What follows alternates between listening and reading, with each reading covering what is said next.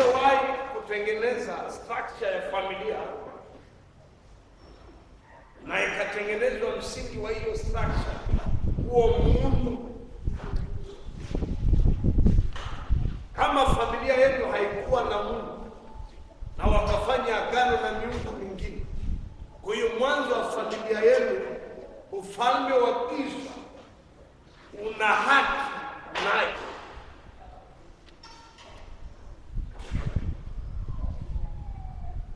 Unahitaji sana kufahamu kwa nini Mungu alimuuliza Daudi kuhusu ikiwa misingi ikiharibika mwenye haki atafanya nini. Maana tunaweza kukutana vitu vikuu sana. Sasa naomba nizungumzie madhara yatokanayo na madhabahu zilizojificha. Naomba nizungumze haraka mambo machache, alafu tupate nafasi ya kuomba.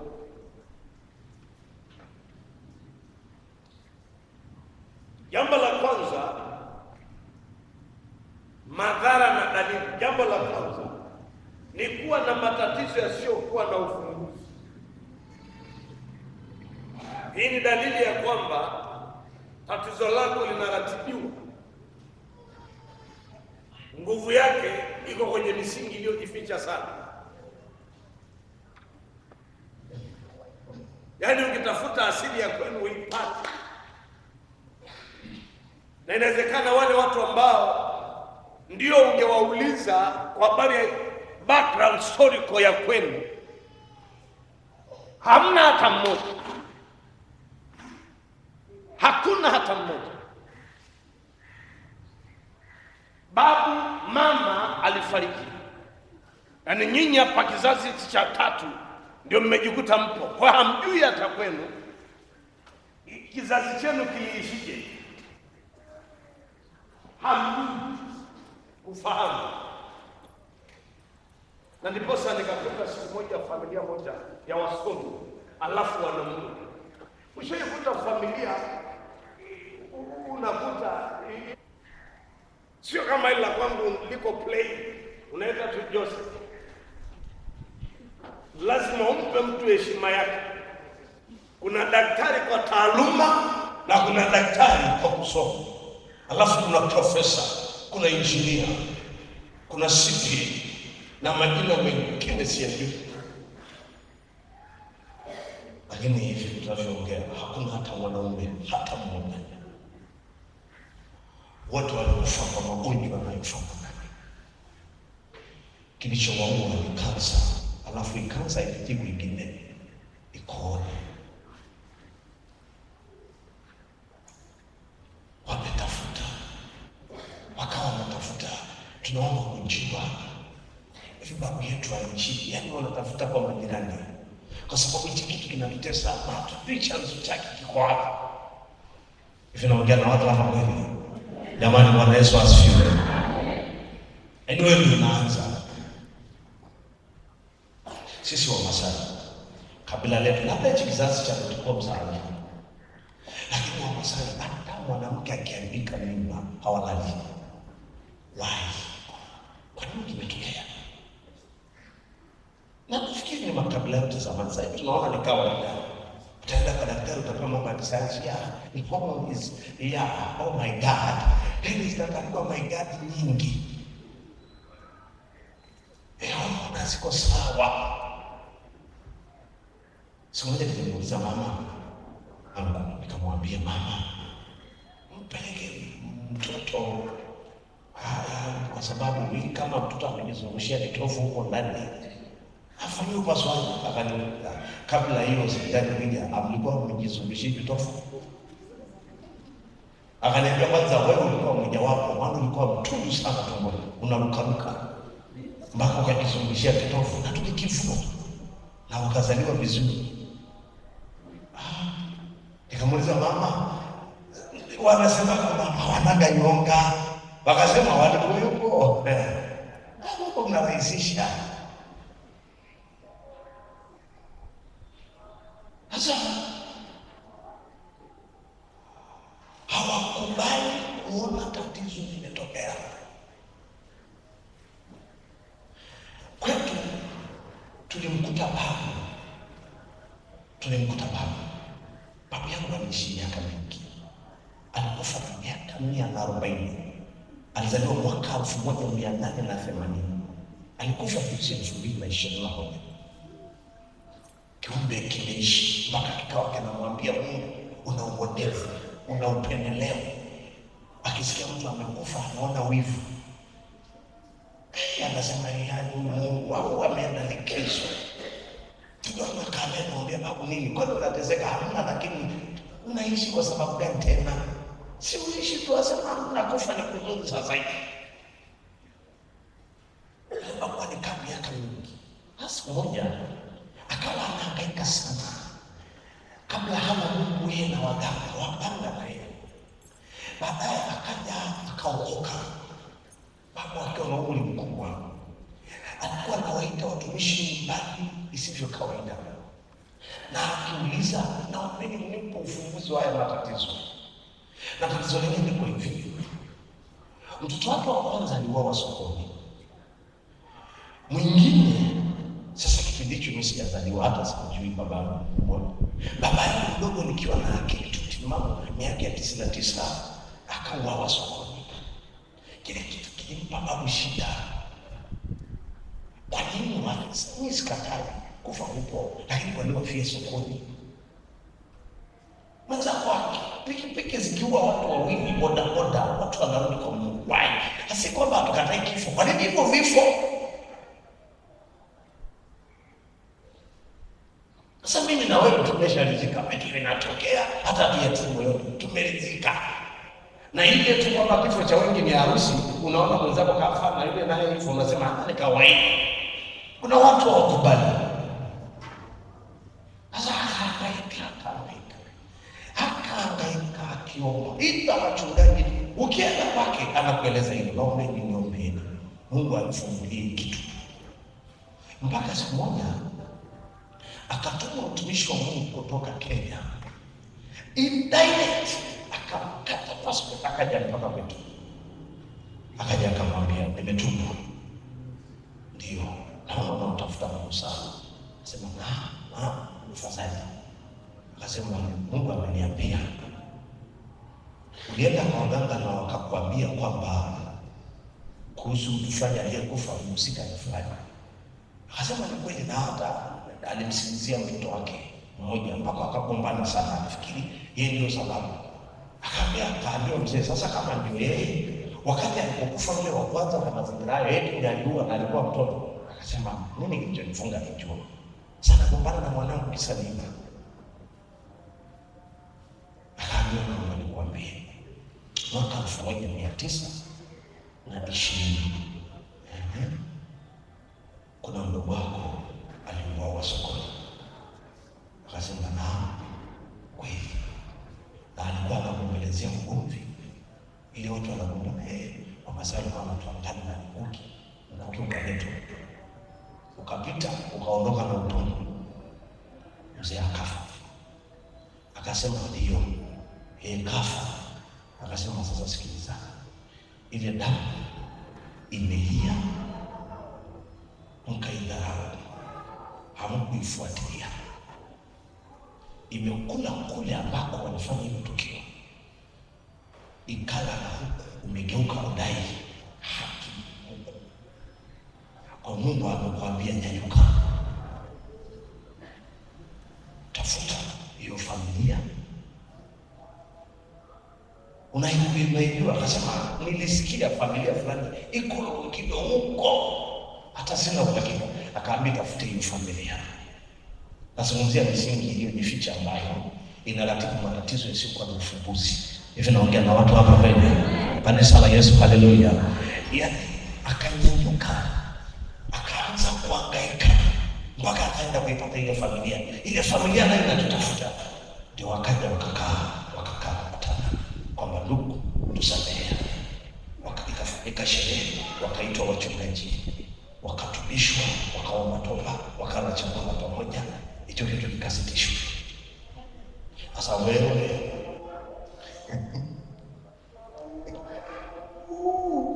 hapa shida zimekamata, mpaka naishia kulaumu watu.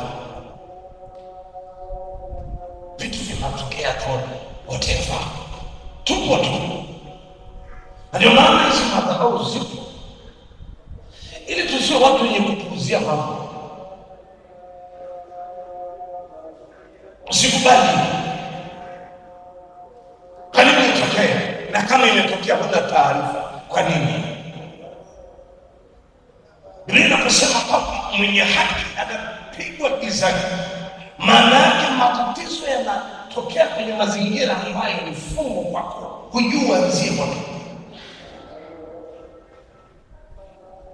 Nizungumze hili jambo. Siku moja tukiwa watoto, kuna mama mmoja alikuwa anajifungua. Walihangaika naye, nafikiri mchana mpaka midnight. Mtoto atoki. Enzi hizo hospitali mbali, sisi tunaishi Siha.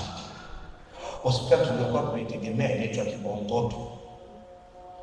Iko huku Mchangani ndani. Na yenyewe ili usafiri kipindi hicho ni baisikeli. Mtu mmoja ndiye ana baisikeli kijiji. Vinginevyo mnakulianga kwa miguu. Kwa hiyo inakulazimu uwazime akili ya ziada ili utatue matatizo. Achana na saa hii. Ukiumwa kichwa unakumbwa. Mpaka sasa hivi kuna AI, ukimuuliza kitu chako inakuja saa hii. Wakati huo watu walikuwa wanatumia brain. Sasa yule mama akawa amepata shida. Wakaitwa familia. Wakamwambia muulizeni binti, nini kimetokea?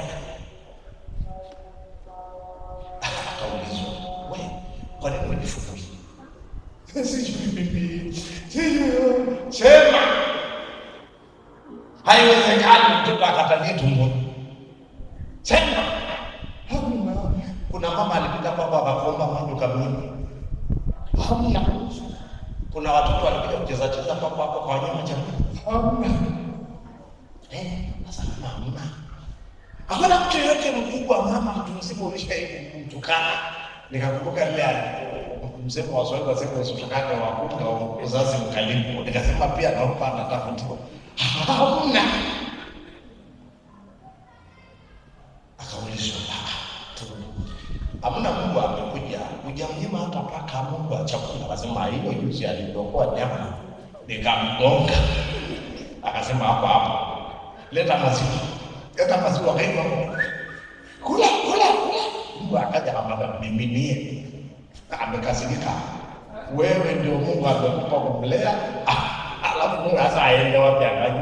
Mpe maziwa akampa. Abia rudi ndani katoka mtoto akasema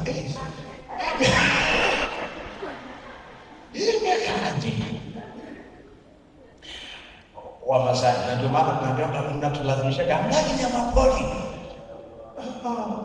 Masai hata kuchinja kwake achinji kikatili. Kama huku mashaka mtu ameshika shoka na msubiri ng'ombe atamani mpaka anakuja kufa ameteseka. Masai anambeleza wewe ng'ombe taratibu, na akipokonya akakimbia, achana naye, usimchinje tena. Wao wanaogopa, maana anajua yule mnyama anaumia. Vitu vidogo anaokota. Hata hivyo mnavyotuambia kwa Masai na ile simu Masai mpaka atoe simu akupigi subutu. Wana network na wana maelekezo kuliko. Mnatuambia kwamba tuna hasira. Ulishaonaga Masai kupigana na mtu. Si mnatafutianga sana. Mpaka mje kupata watu kupigana na mtu na mnamtaja akipigana na mtu mwenge. Ninyi mnatuangana kila siku hizo Masai. Sisi hatuna hiyo kitu, tunaelekezwa. Vita ni mbaya. Ni sawa Masai ati akuzunguke. Yaani wewe rafiki yako alafu nitakusema vibaya. Kitu Masai ana. Hata msemaje rafiki aliyekupa chakula. Akija kujua hata cha kufanya, lakini kule kuumia kwake hauchomoki. Pia hiyo ni misingi iliyojificha. Wewe unamsema mtu mpaka kanisani. Taifa la Mungu, Yesu asifiwe sana. Ngoja niende tena kipengele kingine. Madhara yatokana na hayo. Nimekuambia nilikuwa na matatizo yasiyokuwa na ufumbuzi. Yaani dalili ya kwamba unatembelea kwenye matatizo yanayoratibiwa na misingi iliyojificha au iliyofichwa, ni kuwa na matatizo yasiyokuwa na ufumbuzi. Hujui uanzie wapi. Jambo la pili ni kufikiri katika mambo yanayowezekana kutowezekana. Ni kufikiri katika mambo yanayowezekana kutowezekana. Sasa ndugu zangu, tuliahidiana kuingia kwenye maombi. Unafikiri, yaani una fikra za kushindwa hata kile kinachowezekana.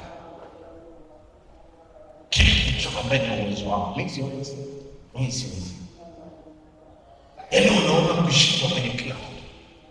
Ni dalili ya kwamba uko chini ya mamlaka ya hiyo misingi mbovu iliyofichwa. Ni mwoga wa kuamua mambo. Usiputu kukabiliana na vitu vikubwa. Hutaki.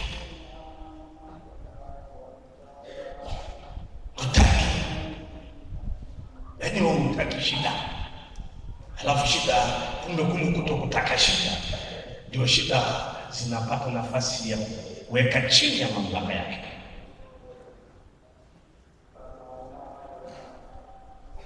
Jambo la tatu nimalizie kwenye hii kupe andiko moja, ni kuwa chini ya utawala wa fikra mbovu na hofu.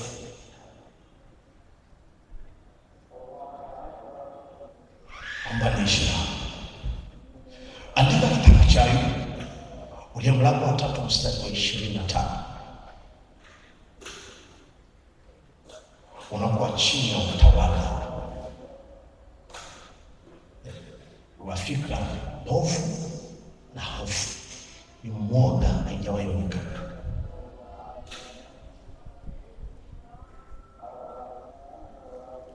Hizo ni dalili ya kwamba unatembelea uko chini ya mamlaka ya roho zinazojipa nguvu chini ya madhabahu iliyojificha au eti misingi iliyofichwa. Fikiria hivi zako, mtu ako na trailer 6, 10, sijui hapo logistic,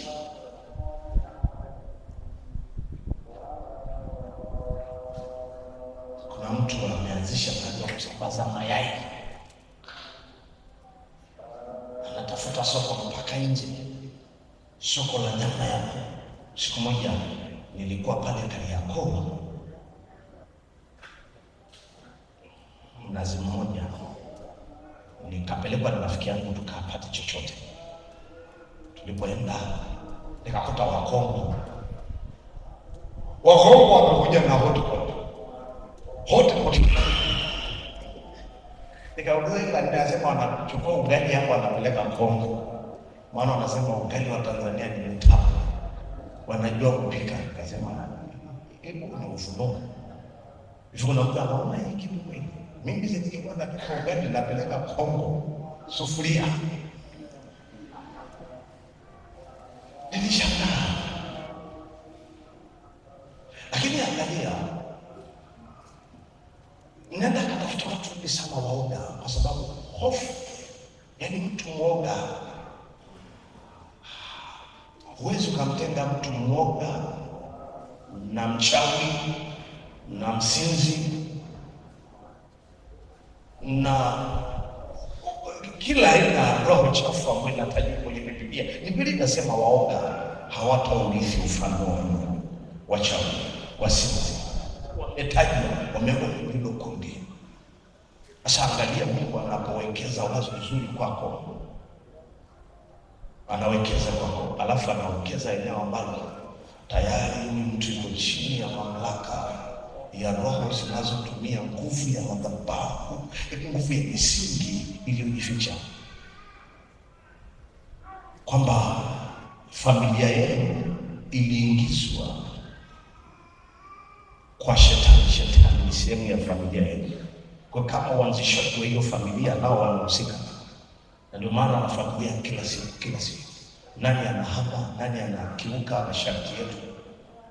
Tumeshasema familia hii itakuwa ni waganga tu, hawaruhusiwi kwa wachungaji, kwa wainjilisti, hawaruhusiwi kuhubiri, hawaruhusiwi kukaa kanisani. Unaona sasa, hawaruhusiwi kusoma. Sasa ikitokea akajitahidi anaomba mpaka amesoma kupata kazi au kudhihirisha kufunua ile knowledge nimepata darasani ni kipengele. Hizi ni mtana jamaa mmoja ako na degree 2. Hivi degree 2 inaitwaje? Masters. Yuko kwa bodaboda. Nikamwambia hii nisifanye. Kweli kabisa. Wale mnakuja kubana mpaka penalty. Yaani umesoma unaenda kuendesha bodaboda. Hii ni baadhi ya wale ambao wameshaanza nini. Wewe uko na masters unakuja kuendesha bodaboda, kazi ni kazi. Nikamwambia haujazaliwa kufanya chochote kitu duniani, umezaliwa ufanye cha kwako. Uje kutaka watu ukiuliza unataka kufanya kazi gani? Yoyote. Umepewa kufanya kazi yoyote duniani. Yoyote. Shetani amekuficha. Hujui kwa nini uko duniani. Sasa moja ya kitu shetani atakachokifanya, akichapaka chini ya utawala wa hizo roho zilizotumwa kutunza hiyo madhabahu isijulikane, kitu kitakachofuata, kwanza unawaza kushindwa hata kile kinachowezekana, lakini pia unakuwa na hofu muda wote, unawaza mabaya. Ukikaa tu unawaza hofu, niko siku sasa nikafa. Sasa ndio mnakaa unaangalia wale watu hii wakasema watu hivi vitoto vyangu vinarukaruka, unawaangalia, halafu unaanza kuwaza na umeshakufa, haupo tena duniani, na machozi kabisa yanatoka. Dunia nimeshakufa jamani, ndio wangu kashawa mke mwingine, watoto wangu ndio hao anaweza kumgamboka shindwa kupiga kwa maana hayo kwa damu ya Yesu. Unawaza kufa.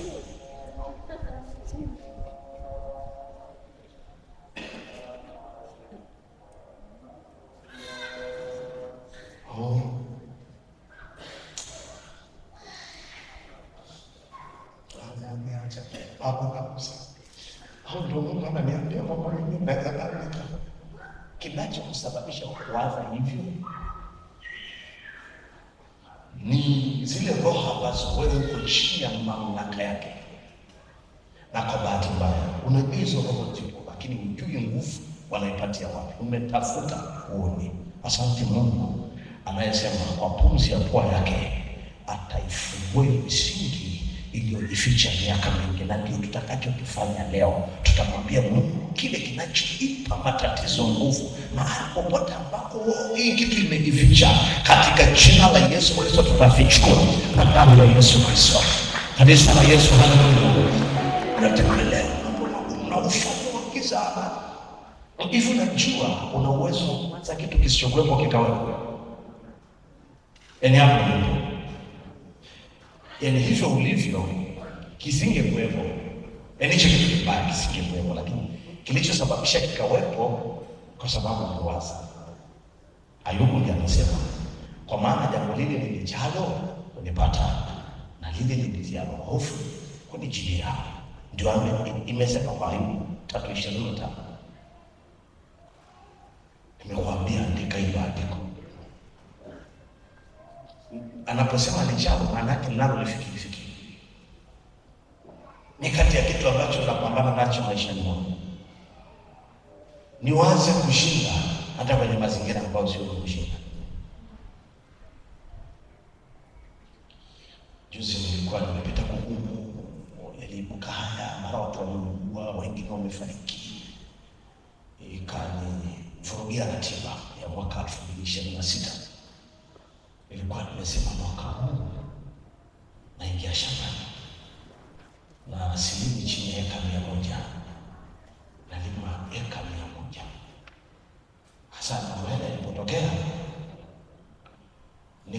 kupoteza hela mingi, basi nikasema taangalia mwakani. Alafu Mungu akaniambia sijawahi mzaa mtoto ambaye atakubali kuwa chini ya maamuzi ya changamoto. Watoto wangu wanasimamia lile wazo nililowapa, hata katika mazingira ambayo hayasapoti hayo mawazo. Focus mbele. Sasa hii imetokea wapi Joseph? Nikamwambia Bwana nisamehe, narudi ulingoni. Hata kama muda umepita kwenda shambani, nitaenda kwa sababu eneo langu lipo katika jina la Yesu.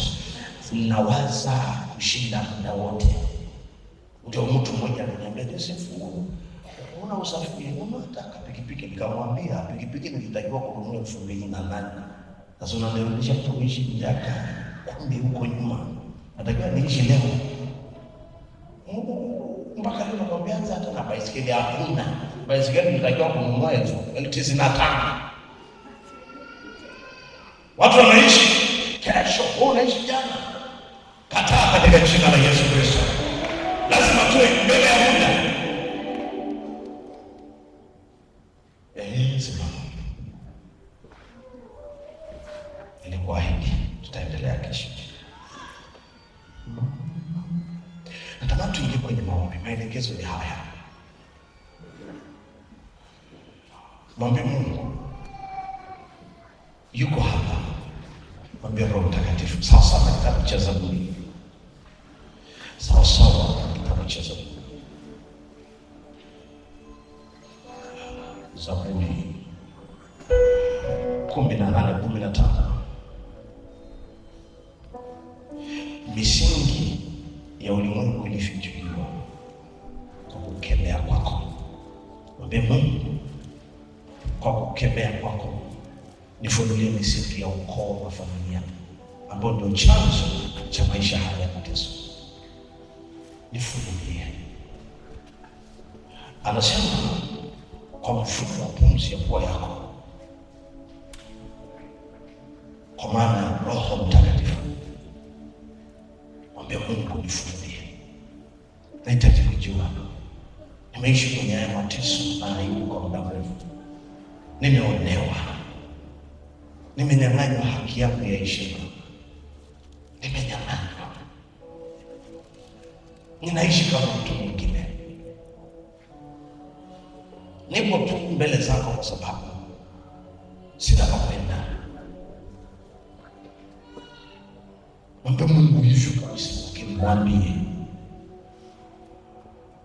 kwa mfumo wa pumzi yako nifunulie siri ya misingi ya kale iliyofichwa. Mwambie Mungu. Alafu utakutana vitu vingi sana vya kukuzuia. Utakapo msihi Mungu kumshukuru, mwambie asante kwa sababu unasikia. Alafu mwambie asante kwa sababu umenipa mamlaka ya kusimama kinyume na kila roho inayohusika kuficha hayo mambo yasiyoonekana. Mwambie Mungu, kwa mimi utatamka, kwa mimi utafanya, kwa mimi. Kwa maana leo miaka mingi natembelea madini, kila mtu anadaiwa, lakini wanalipa. Ndugu yangu, lipi? Wewe unadai ulipwi. Kuna mtu mmoja alikuwa ananiambia yuko kule kwetu, akaniambia lakini mimi ningepata nafasi ya kuwepo Dar es Salaam, ile soko la Kariakoo, nafikiri ningetajirika sana. Nikaona yeye anaona nini, sisi hatuelewi. Kwa hiyo tutaenda mbele za Bwana. Sasa tunachokusihi, usilawane. Nitakapokuambia tembea, fukua, safiri mpaka nyumbani, fukua huko. Hiyo misingi wachao wanaitumia sana kupambana na wewe. Na ndio maana Daudi aliambiwa sababu ya hawa jamaa kuupinda uta kwa ajili yako, kwa sababu ya misingi ya mibovu. Hauendi mbali kielimu. Wachawi hawaji tu kwa sababu unaona unaweza kufanya chochote. Wanaangalia mahali ambapo kuna weakness na mojawapo ni pale ambako akisha kuona shetani ana haki juu yenu, hapo ndio anakupatia nguvu.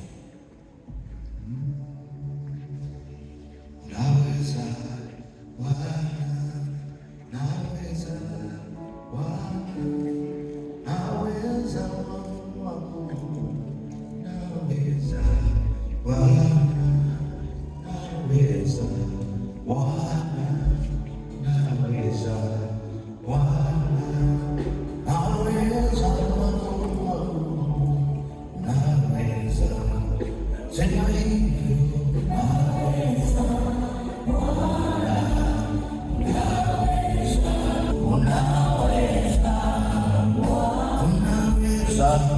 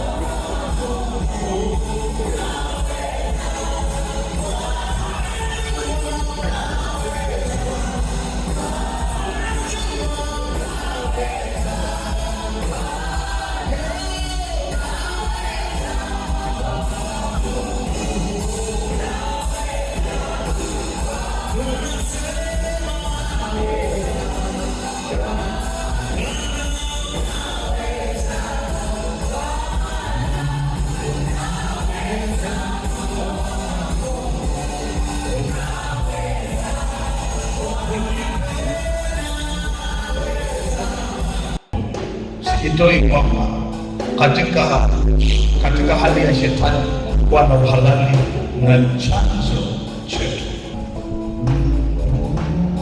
Usinipite Mwokozi Bwana,